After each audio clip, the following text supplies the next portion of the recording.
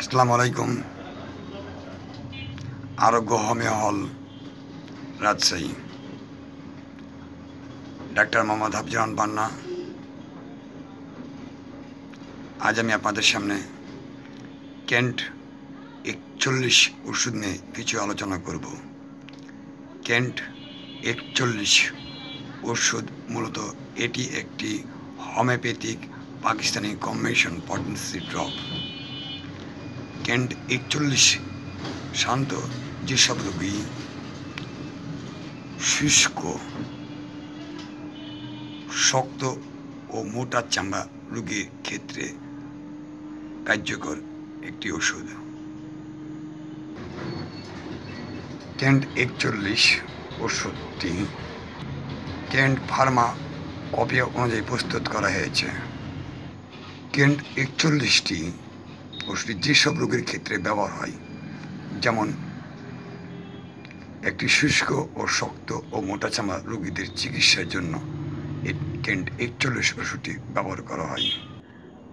Kent 41 ওষুধের কার্যকারিতা শুষ্ক এবং আঁশযুক্ত ভুট্টার মতো শক্ত এবং মোটা ত্বকের অবস্থা এক্ষেত্রে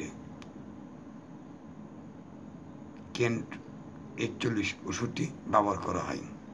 আগে বলা হয়েছে এটি একটি কম্বিনেশন মেডিসিন। যেসব ওষুধ সমন্বয়ে এটি মিশ্রণে কম্বিনেশন করা হয়েছে সেটা আপনাদের একটু জানার চেষ্টা করছি। যেমন এন্টিমক্রুড, গ্রাইফেটিস, সাইলেসিয়া, থুজা ইত্যাদি ওষুধের সমন্বয়ে কেন্ট 41টি এর মধ্যে ওষুধ মিশ্রণ রয়েছে। এবার কেন্ট ওষুধের 41 ওষুধের লক্ষণ: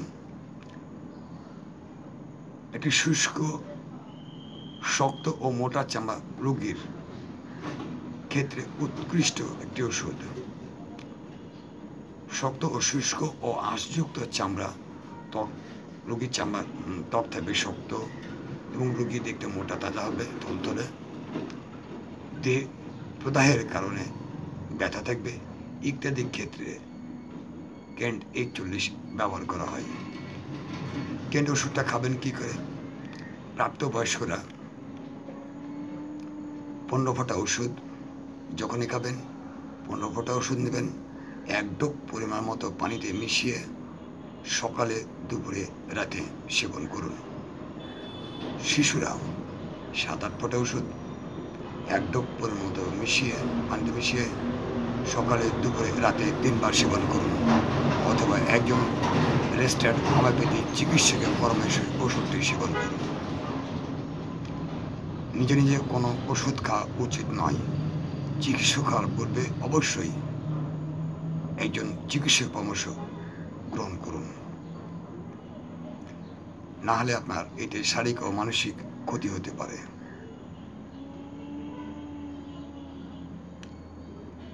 আরেকটা কথা, বিশেষ করে যারা গর্ভবতী মহিলা, পেটে বাচ্চা আছে, তারা ওষুধ সেবনের পূর্বে অবশ্যই একজন চিকিৎসকের পরামর্শে ওষুধ সেবন করবেন।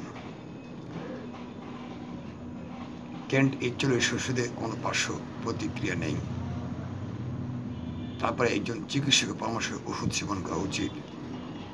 আচ্ছা, ওষুধটি দুর্গন্ধ থেকে দূরে রাখবেন, শিশুদের নাগালে বাইরে রাখবেন, শীতল ও শুষ্ক স্থানে রাখবেন। আজকে আলোচনা এখানে শেষ করছি।